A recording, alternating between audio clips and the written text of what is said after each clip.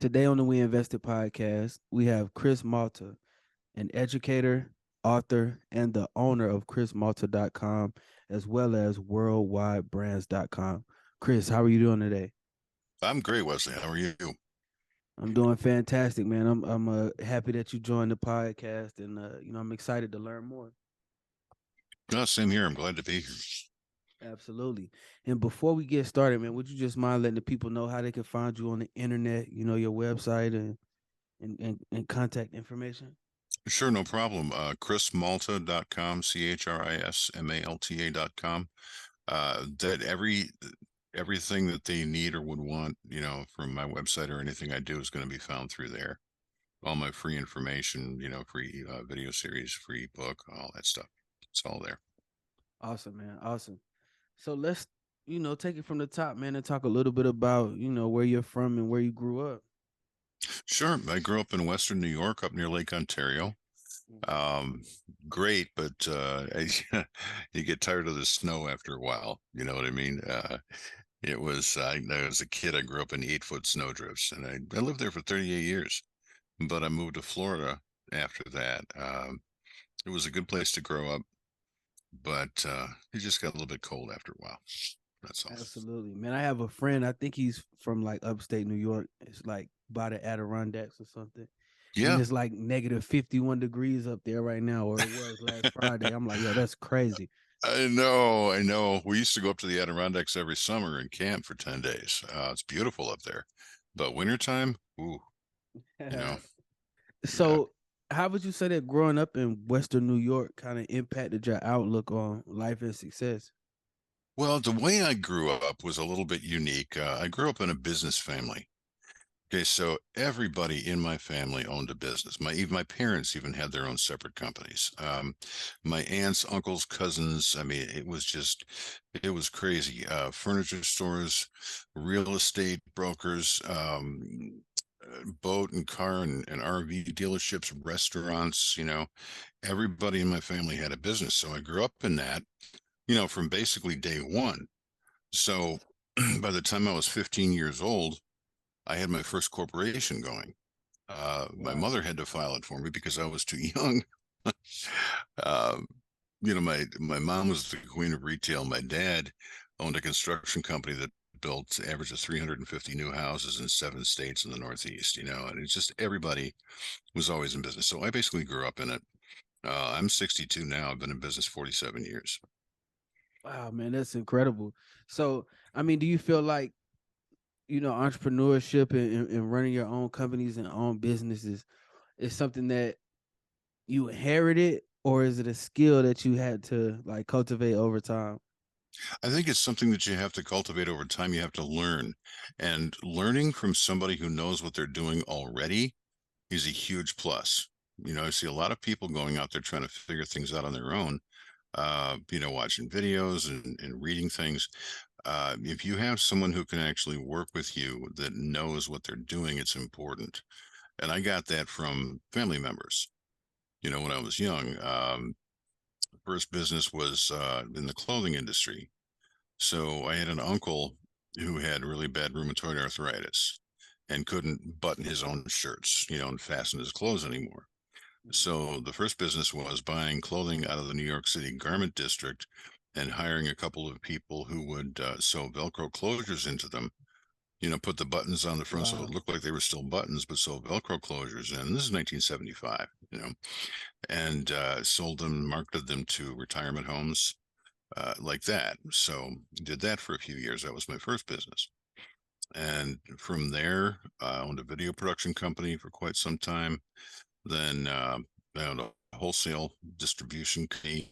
Started on the internet in 1992, when really all you could do at that point was news groups, right? It was the old 9600 baud modems and message boards. That was it, man. I was marketing information on the message boards in 92. But all of these different things along the way, you have to learn how they work. If you don't know everything about how your business works, you should not own a business. Mm. Very, very simple. I went to school. Oh, geez, I went to three schools. I started at community college. I went to a big university in Boston. Then I went to business school in New York. But I can tell you this, education does not equal intelligence. Okay. And education and intelligence put together don't equal experience. Wow. Okay. So learning these things, I always tell people, I use a pizza shop example, right? If you're going to own a pizza shop, you not only better know how to find the location for the shop, you better know how to build the place out, you know, how to decorate it, how to run your payment system, how to schedule employees, how to schedule deliveries, how to hire people, how to make a pizza, how to run the ovens, how to clean out the grease trap. Okay. If you don't know everything about how your business runs, don't bother because you Wow. won't succeed. That's something that I learned from, a couple of generations of business owners in my family. And that's how it's been, why it's been good to me. Absolutely, man. And I mean, that's a great piece of advice because oftentimes people will jump into a new business idea, but not have a full understanding or not even have a strong foundation of what it is that they're doing. And so it seems like, from what you're saying, from that standpoint, you're just setting yourself up for failure. Yeah, it's exactly right. According to, I believe it's Statista, 65% of people in the United States want to or have tried to start their own business. 65%. And about 80% of those people have tried to start a business online. And about Mm. 97% of the people who try to start a business online fail. Only about 3% make it. And the biggest reason for that is all the junk that's out there. All the, you know what it is? It's the quick riches. Honestly, it's people looking for something quick and easy. And Absolutely. there are a couple hundred con artists out there and tens of thousands of affiliates out there who will tell you, oh, yeah, it's quick and easy. No problem. Just pay us for this, pay us for that, and buy these tools and those apps and services, and then you'll make $50,000 in your third month, Right. which you won't. You never will. But it's an industry. I mean, it's a multi-billion-dollar industry now. And all these people that go down those roads, it's not their fault, because they don't have the experience. I mean, how do you gain experience in something you've never done, right? It was just like me when I started out on the internet 30 years ago. We didn't know what we were doing. Nobody did because the internet was new. Right. It was all brand new, all of it. I was there before Google. I was there before Yahoo. I was there before eBay, Amazon, and nobody knew. There were a few people across the country that we would connect on the news groups and talk to each other and try to figure out what was going on. You know, um, Go ahead. Sorry. No, no, no, absolutely. I mean, and that's a great segue into my next question. Um, in talking about the company that you've built and created today, or one of them, one of the many. hmm So, what I want to ask is, what is chrismalta.com? It's primarily a site that helps try to keep people away from all the pitfalls that are out there, all the rabbit holes you can fall down. There's a podcast, there's a blog, there's my latest book, which is eBiz Scams Revealed, talks about all the things that you can fall into that are going to hurt you. There's a video series there. It's an 11-part series and I'm not exaggerating when I tell people that 11-part video series, it's about 3 hours long, will teach them more about e-commerce, the realities of e-commerce, than anything else they've ever done, ever, anywhere. So that's basically what's at that site. And so, why was it important for you to provide this type of education and awareness to your readers and listeners and the people that follow what you do? It's the stories I've heard, the questions that I've gotten. When I started, you mentioned worldwide brands. That is the 100% legitimate wholesale directory that can be used by people who sell online. Okay, so when they're looking for a wholesaler, if they're going to sell online, they have to have a source of products. And we've spent the last 24 years literally every business day of the week of the year, researching wholesalers, talking to wholesalers, verifying they're willing to work with small companies, home-based business and so on, right? And building that directory. So along the way, now when I started this, if you don't mind, I'll just go back to where that business started and how it started. Is that okay with you? Absolutely.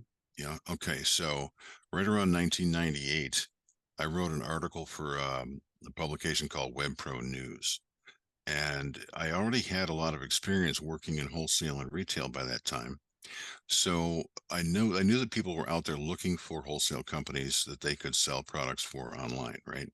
This was a couple of years after Yahoo Store first came out, and everybody was able to set up an e-commerce website for the first time. So I wrote an article detailing what I knew about working with wholesalers, how to do it, how to contact them, how to talk to them, how to set up accounts. And they published it, and I guess it was a big hit because they asked me to publish a follow-up. And when I wrote the follow-up, they put my email address out there, and I got absolutely flooded with people emailing me, asking me for my sources, for my wholesale sources, because nobody could find the wholesale sources at that time. There was a paper publication that you could buy, but 90% of it was junk. So I had maybe a dozen wholesalers, and I said, you know what? Fine, I'll sell this list of wholesalers for not $15 or something like that. And I did that, and then more people responded, and more people. So I started incorporated Worldwide Brands right around 2000, and brought on researchers, and we started building it. And now we're at a point where we have over 8,000 verified suppliers listed there who will work with home-based business, representing about 17 million products, right? So along the way, I spent a lot of time answering people's questions because it's what we did. It was kind of a natural extension, starting out in 92 and learning the internet as the internet learned itself, right? Everything was being invented at that point. So you kind of had to just figure it all out. And I used to get a lot of questions at Worldwide Brands. How does this work? How does that work? So I started answering people's questions and posting articles and videos and stuff like that. And we would hear a lot of horror stories from people. A lot of people that got, suckered into scams and lost a lot of money and all this other stuff. So as I kept on doing that, I heard more and more stories, and it made me want to help as much as I could. So in 2009, I started doing what I called workshops. So on a Saturday, for example, I'd have 10 people come into a paid workshop. It wasn't much. We just paid a little bit for it. And I'd have 10 people in for 7 hours, a live meeting, and talk about their businesses and answer all their questions. And I'd have 10 different people in on a Sunday. So I did them every Saturday and Sunday. Did that for 9 years. And working through that, I heard a lot more horror stories. So all I kept hearing from these people was, I bought into something that set up this amazing Amazon system or amazing eBay system or, amazing this or that. And I lost $20,000 and I haven't made any money. And, just hearing this over and over again, that is just sickened me because I've made a lot of money in this business, and it's been good to me. And I wanted to kind of give back, and I got tired of hearing about people getting cheated. So that's when I really started building an education, all the stuff that I do now to help people stay away from all that. It's more of a passion for me, uh, doing all that. Abs- Absolutely, man. And just I can only imagine the feeling that you were able to get once you receive like that good feedback from putting out a blog post. I mean, in 1992, like the early 90s, before we really even understood the full power of the internet and the reach that it has. I mean, like, what was that like for you once you made that discovery? Well, when we started, really moving along, I mean, the early 90s were fairly slow. Everybody was learning what was going on. Yahoo Store came around, I think it was around 95. Don't quote me on that, but I think it was around 95. And that was the first time you could have an e-commerce store. So, of course, I was right there in line, got an e-commerce store up and running, um, selling electronic dartboards and stuff like that. Did really well with that, built a couple more. But yeah, when you start to realize that people are responding to you, And especially with worldwide brands, as we did that, more and more and more people, probably, I don't know, probably 160,000 customers over the years with that Wow. business. But it's really cool to see that kind of thing come together. And, especially when you just feel like you're kind of alone out there. And then all of a sudden, all these people start to show up and they start passing your information around, your name around, and asking you questions. And you put books out. I've published, God, I don't know even how many books at this point, mostly free ebooks. But I know that I've been read by more than 7 million people Wow. in that time. And that's a cool feeling, to know that you're out there and people are actually interested in what you have to say. Absolutely, man. So, I just want to, I mean, I think e-commerce and online businesses is like a very attractive topic right now. It's a hot topic and everybody wants to figure out how to do it because you see so many people online sharing their success and it's like making it look easy. So it's like, man, is that really possible? Can I really do it? So I wanted to ask, what's a realistic earnings expectation from an online business? Realistic expectations, I mean, they can go into it's just there's no limit. There's really no limit. And the one thing that all those people out there that are scamming people, the one thing they say that's true is that you can make an awful lot of money at it. Okay. But it's a big learning curve. It's one of the things that hurts people the most is when they're told to hire out their processes. Okay, when people say get a VA, get a virtual assistant in India or Philippines or something like that, and pay them to do your work, pay somebody to build your website, pay somebody to do your marketing, pay somebody to do your SEO, buy these automated tools to do everything for you. That's the biggest harm that's being done out there. That's what hurts people the most because then they don't bother to learn. I mean, the learning process, when I teach it, it takes time, and I'm not, that's one of the things I do is I teach e-commerce, but it takes time.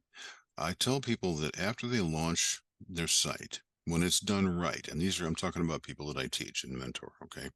Once they launch the site that we work together and build, um, we expect 2 to 3 months for the search engines to grab onto the keywords and start ranking the site and getting it moved up before you start seeing traffic and some sales coming in.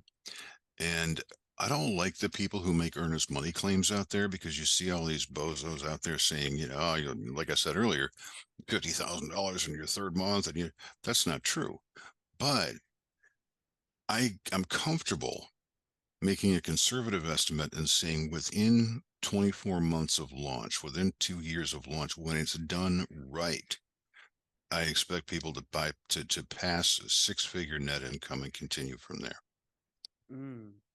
The people that I know of that I've taught who make the most amount of money right now, and I don't hold this out there as something everyone's going to do, okay? But when I work with people, I work with them very closely, and sometimes I get to know certain people a little bit better than others.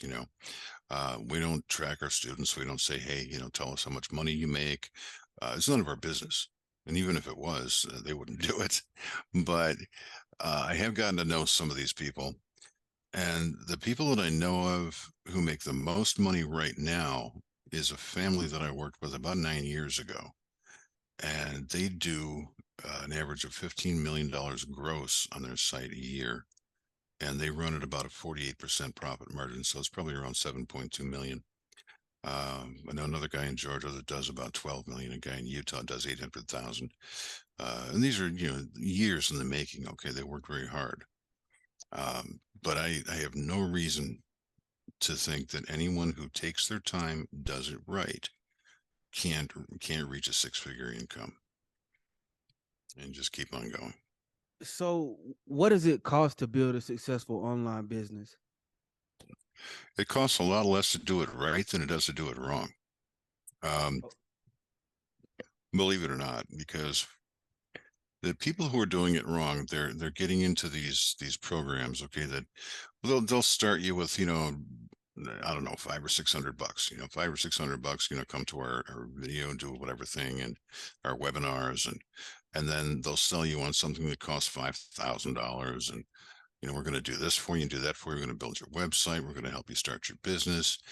And then, see, that is not intended to work. Honestly, it's not meant to work because they're not done selling you things yet. And if that worked and that's all you needed, then you wouldn't need to buy anything else. Right. So that material is often it's misinformation and it's underinforming these people. And then when they get to the point where it's not working and they're saying, hey, this doesn't work, they're saying, oh, well, that's because you don't have the diamond program. You need that. And that's another $5,000.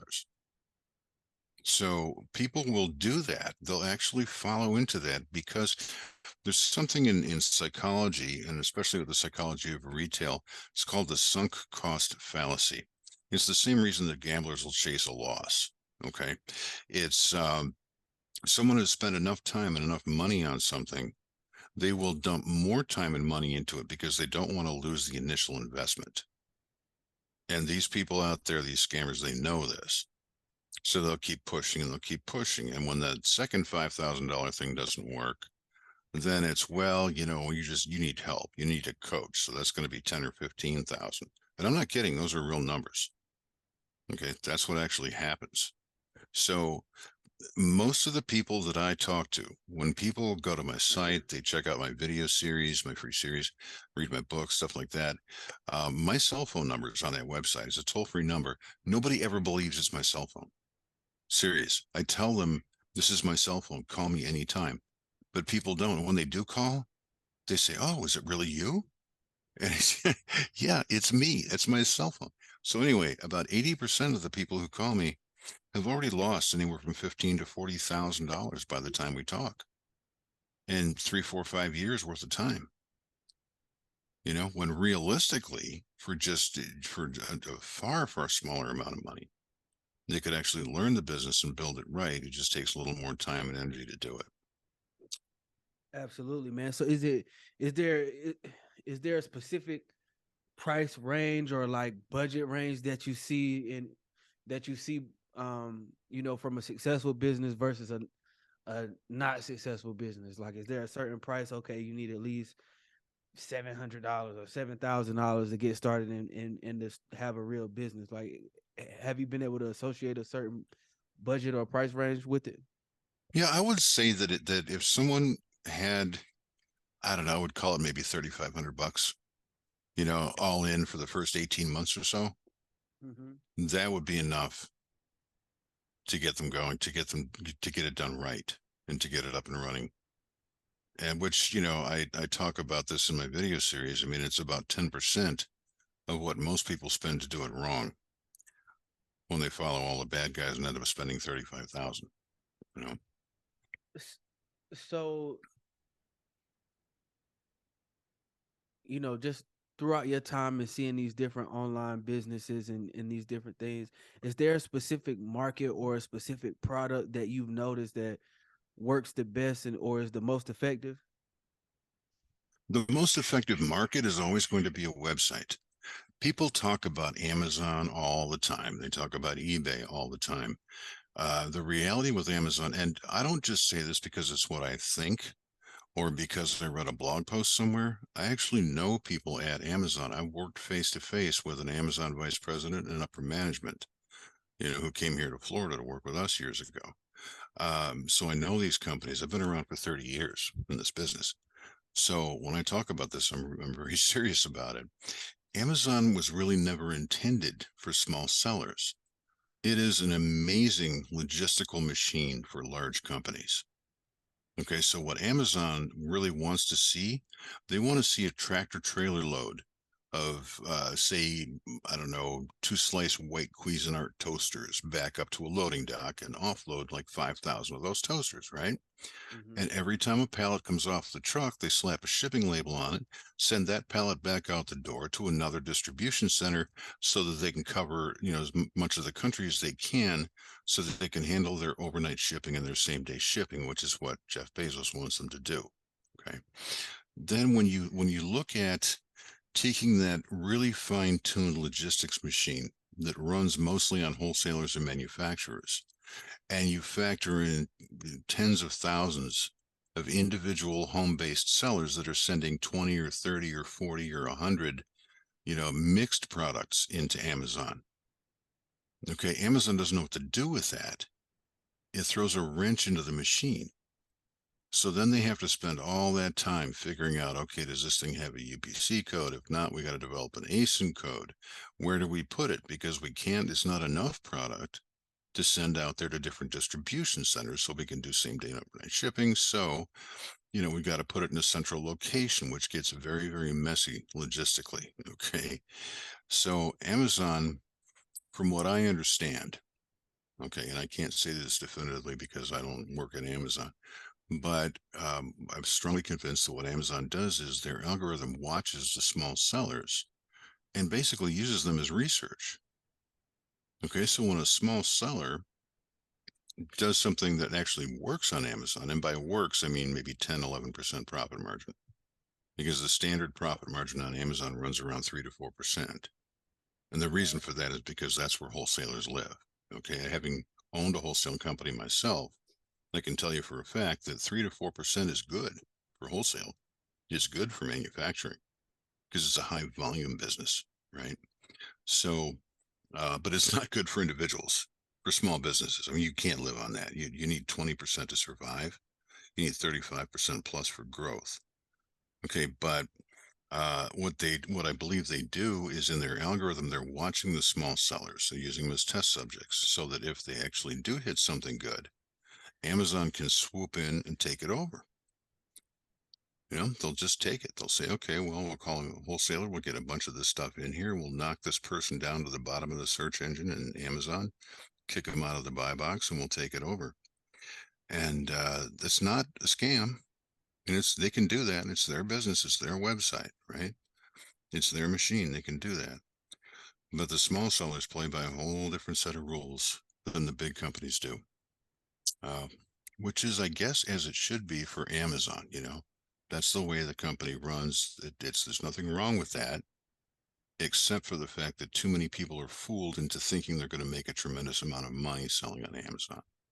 So that is not a viable business method. Okay. Um, the other big one everybody talks about is eBay. eBay was a great place to make money up until about 2009 or so. I worked very closely with them. I worked with one of their vice presidents in her group out there. I used to go out to San Jose, their place in California, all the time. I was on their radio show all the time. I was their product sourcing editor on the radio show. Oh wow. I did a lot of work. They actually asked me to write a book about them in 2006, and I did. It was published by McGraw-Hill. It's still in the bookstores. So again, I worked very closely with them. I used to speak at their national conventions every year. So in 2006, I believe it was in Vegas at Mandalay Bay, their convention. And while I was there, I got a chance to meet Meg Whitman, who was the CEO of eBay at the time. Really smart lady, really smart. I mean, she did all the good things for eBay. She did the eBay Bible, the outreach programs, the training programs, the convention, all the stuff that was going on that was good at that time was her. And that at that time was people selling to people, which is what eBay was supposed to be. Hmm. But when she left in 2009, what seems to have happened is the new management that came in that reorganized, it seemed to me that they were eyeballing Amazon really hard and saying, hey, look at all this money Amazon's making working with wholesalers and manufacturers. Okay. So since that time, there have been more and more and more and more wholesalers and manufacturers coming onto eBay, basically appear to be using names that don't identify themselves as companies. They look like individuals. Okay, so now instead of people selling to people, it's wholesaling and manufacturing companies selling to people, and individual sellers cannot compete with their pricing. Again, you're looking at 3 to 4%. So more and more people have dropped out of eBay. Even the people I knew who were eBay trainers and very good trainers, people like Skip McGrath and Janelle Elms and some others that were big deals at the time. They dropped out. They said no. This eBay fell out from under them. They no longer do it. So eBay, Amazon, no. Your own website is always the best way because you control the business. You run that business, you own it. If you know how to run it, you don't have any problems. Nobody can tell you what to do. Nobody can stop you from selling anything. You know, that's always going to be the best option. Absolutely, man. And just kind of speaking more towards the websites and towards people that do own their own online e-commerce stores or e-commerce businesses. What would you say are some of the common themes that you recognized um with successful e-business or e-commerce platforms?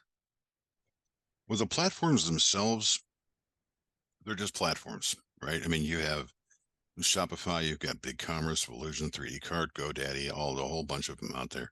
They're just platforms. It's what people do with them that's important. And unfortunately, the platforms themselves are steering people in directions that they shouldn't go. And I know you're looking for some positive information here, and I promise you I'll get to it, okay? I'm just want to make sure people understand what to watch out for as well.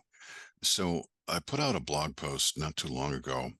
It was kind of a video blog. It's called Shopify Does It Backwards, and Here's Why. And this is Mm, what all of these big platforms do. They do it on purpose. Okay. Keep in mind, Shopify, technically, it's an excellent platform. Okay, Google actually likes Shopify. It prefers Shopify over a lot of other platforms because its coding is designed really well. So behind the scenes, it's basically built in HTML, CSS with a little bit of JavaScript, and then wrapped in something they call the Liquid engine, which is their proprietary, software. But it's still just HTML and CSS. It's very easy to work with, to manipulate, and so on. Google does not like, and by the way, we talk about Google all the time because Google owns 95% plus of the search market. Okay, so Google does not like a website that takes 15 lines of code to do something you could do in 3 lines of code. So Shopify is very good at that. Very, very streamlined code. So it's better received by a search engine. So technically, excellent platform. The issue that I have with not just Shopify, but with all these companies is they tell you, grab a free trial. You want to make some money, get a free trial, give us your credit card. We won't charge you for 30 days. And by the way, here's some wholesalers. Here's some wholesalers. And for a long time, Shopify was pushing people toward AliExpress, which is Chinese drop shipping. I mean, that's like jumping off a cliff with a rock tied to your leg. Okay. It's just not something you want to do. But they were saying, okay, here are all these wholesalers you can use. So put some stuff up on the website and hey, there you go. Grab one of our templates. Um, Unfortunately, no, that's not true. The website is always the last thing you do, not the first. Okay, the first thing you do is research. You need to know that the product you're going to sell is going to work. Then you need keyword research, demographic research. You need to understand how to put the marketing together, the content writing. You need to understand how graphics are going to work. You need to understand analytics. You need to lay out and design a website that the people who buy the most of that product are going to respond to. Because different demographics, different groups of people respond to marketing differently. And if you don't know who buys the most of your product, you don't know how to show it to them. wow. Okay, so just putting up a template and saying, here's a bunch of stuff. Hey, first off, a website has got to be focused on one thing and one thing only. In 2011, Google released their Panda update, which was their introduction of what they call deep learning artificial intelligence. And that's a heuristic algorithm. It learns as it processes searches. Okay, so before 2011, Google was a noun comparison engine. It just looked for nouns, words that describe a person, a place, or a thing. Okay, and that's all it looked for. So you could put just tons of nouns all over your pages, and you could have all kinds of different things on your site, right? Bowling balls and baby shoes and hats, and and your pages could individually rank on their own. But now with artificial intelligence and processing 30 billion searches a day, I believe it is, that algorithm's been learning since 2011. And Mm-hmm. now it understands not just nouns, but pronouns, adverbs, adjectives. It knows what interrogatives are, so it understands questions. It knows context. So if I use the word apple in a paragraph, am I referring to the fruit or the computer company? The search Right. engine now knows to look around the surrounding paragraphs and figure that out. Okay. So it's learned much, much more about how we communicate. So now it's looking for authoritative sources of information, like looking for a book in a library. When you see books in the library, they're about one subject. Okay. Absolutely. Uh, yeah. Mm-hmm. So a website has to be about one subject because that's what the search engines want. So you can't just throw random products on a site. It's not going to work. The search engine looks at that and says, we don't know what you're talking about. Baseball bats don't belong with bowling shoes. That doesn't make any sense. So it never ranks. Okay. So they know that. These big companies know that. So they say, okay, well, if you have any problems, talk to our product specialists and we'll help you. Their product specialists are salespeople. The salespeople will start selling them all kinds of tools and apps and services that they don't need. Okay, this is how a company like Shopify makes $3 billion last year selling $29 web platforms a month, right? Okay, and hey, look, it's not a scam, it's not illegal. It's their business model. It's the same business model that all the big companies use, but it isn't all that friendly to people who try to use it. So you know what? I got so sidetracked, Wesley. I forgot your original question. I'm sorry. No, I mean, no, you're definitely providing us with some good information right now, some good tips and things to keep in mind when building, online businesses and e-commerce shops. But another question that I wanted to ask and kind of get an understanding of is website traffic. Yes. How would you help someone improve the traffic and the eyes that get on their or the eyes on their websites and on their e-commerce businesses? Okay. So the first thing to look at, and I get this question a lot. People will ask me this. Um, I do. Uh, I do free Zoom meetings every night, 7 days a week, when people can just come in and ask any questions they want. And that's on the Hmm. website too. So I do these free Zoom meetings and people ask me that. Here's my website. What do I do? Unfortunately, if the website isn't built the right way from the very beginning, there is not much you can do. Okay, if when you first launch your website, Google is going to come around and it's going to index that website, meaning it's going to read everything on the site, every word, and it's going to look for keyword phrases. It'll look for phrases that tell it what your site is about. So if all of your keywords, like if you're selling only bowling shoes, okay, that's all you're selling, and you've done your keyword research properly and you've done your SEO properly, that first indexing that you get from Google is going to be a positive indexing. And that's really important. That's the first impression you make on Google. Another reason that you can't just launch a website, just throw it out there is because you also have to have the social media up and ready to go at the same time. You don't want to leave any dead ends that Google can't follow. Okay. So the Okay. first indexing is very important. Now, after that, they're going to come around and index you again. But if they don't understand your site the first time, if you're selling too many different things and it's confusing and Google is saying, no, these things don't belong with each other, that's a negative indexing. And a negative indexing is weighted far more heavily than a positive indexing.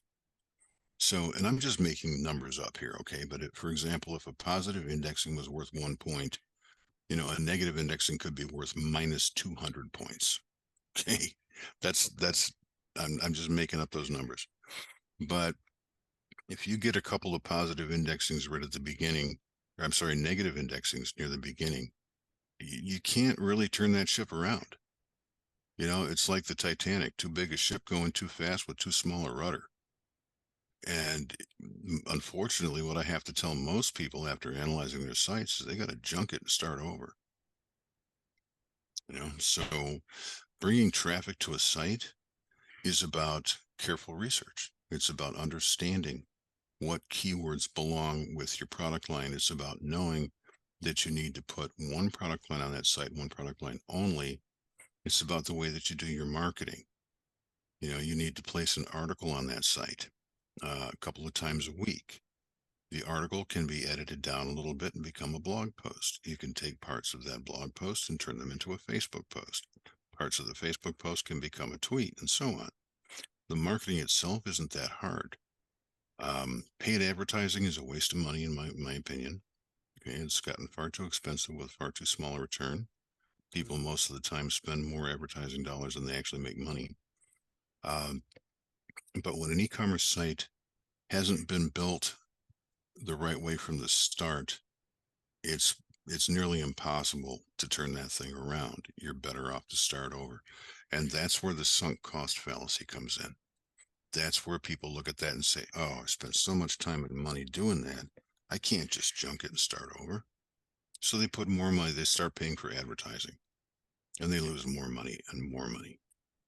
Um, I wish it was a better story than that, Wesley, but that's a fact. I mean, if you don't start out the right way, if you don't have it done right when it's launched, then you're in the hole from the beginning. How important is email marketing and creating these email lists? Email lists, we've looked at a lot of email lists and we've worked with email lists. We have a large one with Worldwide Brands. I have an email list with my site. Um, uh, for me, emails are more about follow-ups. Cold emails are not that great an idea because if you're going to set yourself up with something like, say, Aweber, okay, which is a big email per constant contact or one of the big providers, right? Mhm. Uh, you have to build those email lists generically. They don't like it when you have too many emails on that list that are unresponsive, too many that are complaining. Okay. Complaint rates need to be very, very low on those things, like, 0.001% or 0.01%. Um, if you have a list that you bought, for example, this is one of the biggest problems people have is they buy lists from these companies that are out there who are selling those same lists to 10,000 other people, right? Right. So you put that list on your Aweber or your constant contact platform, which you're not supposed to do. They don't allow it, but people sneak them past anyway. And then you launch that list, maybe call it 10,000 for a small start, and you end up with 10% that are undeliverable, and you end up with 6 or 7% complaint rate. You could lose your account with the email provider. Okay, so people use these lead-ins all the time, to try to get people to sign up for something, and there's nothing wrong with that. But the best way to do it, the best way to build an email list, is to actually get a site built properly, get it out there, and then offer something on that site that people give you their email address for. So if you're selling, I don't know, dog beds, okay, on your website, you might want to offer, a short, maybe a short ebook or, an article or something like that that tells people how to pick the right bed for dogs that have maybe problems like hip dysplasia or something like that, right? Uh, that kind of thing is valuable to somebody and they'll sign up for it. And then even if they don't buy something on your website, you're building a list that you can continuously market to. Using all these little, these tricks and gimmicks to try to get people to sign up for emails is just, it's going to get you shut down because people are going to get tired of getting cold emails. Does that make sense? Absolutely. I mean, it's great advice and it's extremely practical. I mean, it makes a lot of sense once you think about it. You know, I mean, if you even put yourself in a position like when you get a cold email, you discard it, you don't pay attention to it, you delete it right away or whatever the case may be. So it's like, yeah, I mean, it makes definitely makes a lot of sense. I know, right? I probably delete 90% of the emails that I get, you know? Absolutely. So y- I wanted to talk a little bit about your latest book, which is eBiz Scams Revealed. Sure. And I wanted to talk about the vision and the idea behind, you creating this book. The book is kind of a definitive. It's called the subtitle is The Ultimate Guide to E-commerce Scams for Home-Based Business Owners. Uh, the reason I wrote the book was because I already had so many articles out there and, blog posts and so on with pieces of this book, basically pieces of information out there. We really wanted to do a deep dive into it. So in that book, it's not just me talking about e-commerce scams. I actually interviewed a lot of people, students that I work with, other people that have emailed me. I got permission from them and interviewed them and heard about what happened to them in all these different scams that go on, online. All the Amazon stuff, the website stuff, the eBay stuff, oh, it's so easy, just throw us your money and we'll make you rich, and they don't. Some of the people that I've interviewed, there's one woman who spent over $40,000. She lost her house, had to downsize to a condo, and then she still couldn't make any money, so she had to sell the condo, and now she lives in a room that she rents in somebody else's house, strictly because she followed all that bad advice. Okay, other people lost their homes. They tell you, these people tell you it's okay to take a second mortgage out on your home to give them $35,000 to get rich on Amazon because, hey, you'll make all that money back in a couple of months. But you won't. You never will.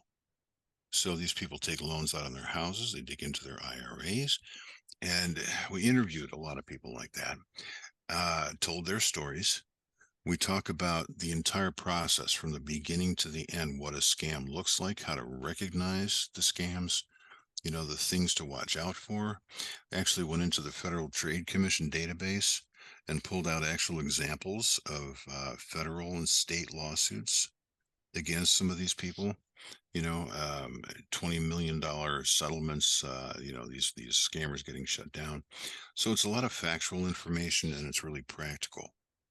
It will definitely help people stay away from the things that are going to hurt them. And that's why I wanted it out there.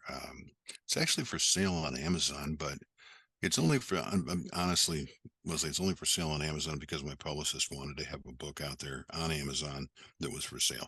On my website, it's free. Okay. You don't have to buy it. Just go to the website. It's free. But Awesome. it's really just a guide to keep people away from all those rabbit holes they can fall down. Uh, and that's what's important to me. What would you say are some of the roadblocks or lessons that you've learned early on or even throughout your career as a, internet entrepreneur? Roadblocks, I would say, and this may not be true of everybody, okay? But I would say every time I've worked with a business partner, I've regretted it. That me, I don't know how that sounds, but it's true. I've had a few business partners along the way, and money changes people. They get greedy, and then things go badly, So as far as, I mean, that's just an overall kind of thing, okay? I haven't had a lot of good luck with business partners.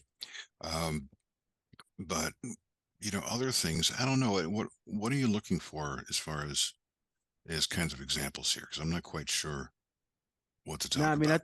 I think you gave a great example, of just something or a lesson that you've learned throughout your career, and it's more so just like a personal question, like what have you personally seen that, um, held you was a potential thing that held you back or kind of slowed down your progress in any way, Okay. if it happened at all. Okay. Okay. Yeah. The things that I saw that slowed down my progress, I think, were things that I was talking about earlier. When Mm-hmm. you don't know something, learn it. Okay. Don't just push ahead and think, well, I can take a shortcut. Or I can, this guy says it's easy, so I'll just do what he says or she says. If you don't learn how to do everything you need to do in your business, don't bother. And because seriously, because too many people give over control of their businesses to people that they hire, or people that they think they can offload stuff to. People call it passive income. There's no such thing as passive income. You're never just going to Mm, be able to sit by your email box and just have money fall into it. You right. always have to be involved. You always have to understand what's going on. in every step of your business. So every business that I've ever built, I've had to learn from people that were in the business. I've had to learn through experience, and like I said earlier, man, education is fine. I went to college. A lot of people don't go to college. I know people who are very successful that never set foot in a college. Um, education does not equal, what did I say? Education doesn't equal intelligence. A lot of intelligent people that never went to school, and neither of them come close to experience. So if anything slowed me down, it was purposeful. It was taking the time to actually learn the things I needed to know to run that business before I jumped in with both feet. So any slowdowns were intentional because I was lucky enough to grow up in that business family and have all that advice right from the start. And what I'm trying to do is pass that advice on to people who didn't have that advantage early on, if Absolutely. that makes sense. Absolutely. So, how do you define success as an entrepreneur?